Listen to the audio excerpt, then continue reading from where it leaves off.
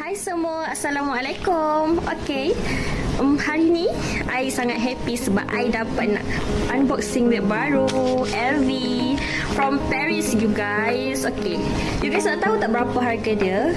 RM80,000 sahaja.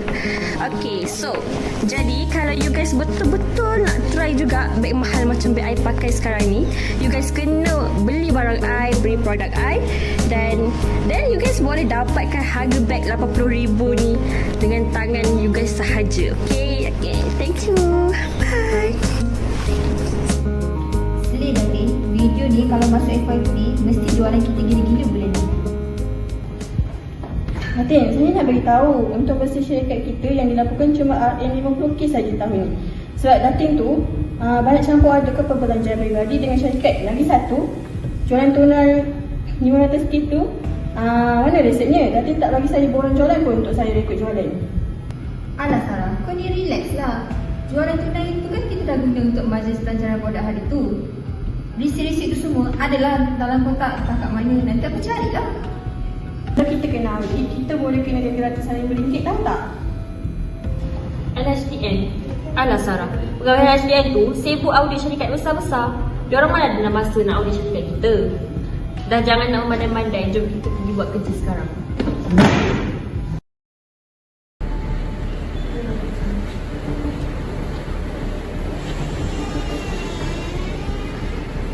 Selamat pagi Datin Ellie, saya Puan As.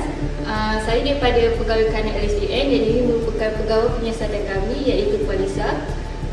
Saya datangnya adalah untuk menjalankan audit pematuhan ke atas syarikat Ellie Beauty berdasarkan tahun taksiran yang lepas. Selamat pagi Puan As dan Puan Lisa. Boleh jemput duduk dulu?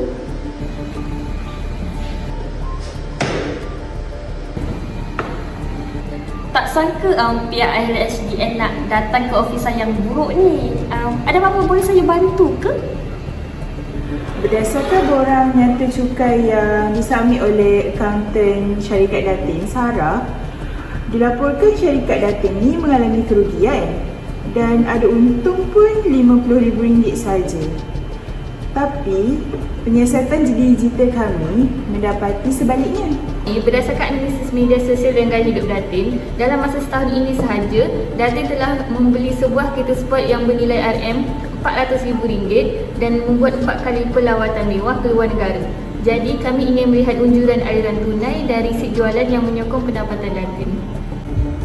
Bin, kau kata LHDN tak tengok TikTok? Mana saya tahu Puan Lisa ni tengok video Datin. Puan Lisa, Puan As, ini saja dokumen yang saya ada.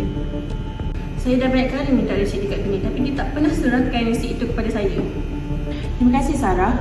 Sila ambil maklum ya, Datin Ellie, sembunyikan pendapatan sampingan seperti jualan tunai daripada ejen atau stokis adalah satu kesalahan yang serius. Kami juga mendapati Datin menuntut pelepasan cukai gaya hidup menggunakan resit palsu yang tiada dalam rekod berian sistem kedai. Tuan, takkan tak boleh bincang kot. Datin Ellie ni influencer terkenal banyak menyumbang kepada ekonomi tau. Risik-risik tu semua sebenarnya hilang waktu kita orang pindah office hari tu. Encik Benny, di bawah Akta Cukai Pendapatan 1967, setiap pembayar cukai dan perniagaan wajib menyimpan resit dan rekod selama 7 tahun. Alasan hilang atau tidak tahu tak boleh terima langsung di sisi undang-undang. Aduh, habislah I. Puan As, tolonglah Puan. Janganlah heret saya ke mahkamah. Janganlah heret saya ke mahkamah sebab nanti jatuhlah reputasi saya sebagai seorang influencer yang terkenal. Kerana kegagalan mengisytiharkan pendapatan yang betul dan tutulan palsu, syarikat Datin boleh dikenakan penalti di bawah Seksyen 113(2) dan Seksyen 114 atas cubaan mengelak cukai dengan sengaja. Penalti boleh mencecah sehingga 100% hingga 300% daripada jumlah cukai yang terkurang berlaku. Malah nama Datin juga boleh disenai hitam daripada luar negara. Ha? So I dah tak boleh pergi Paris selepas ni? Benny, ni semua salah kau. Kau yang tak simpan resit kan selama ni? Sarah, tolonglah I. You kan accountant. Saya dah pesan banyak kali dah Datin, tapi Datin kata saya misalkan. Sekarang kita kena beri kerjasama yang penuh dekat LHDN, buat taksiran, lepas tu kita kena bayar kita punya denda.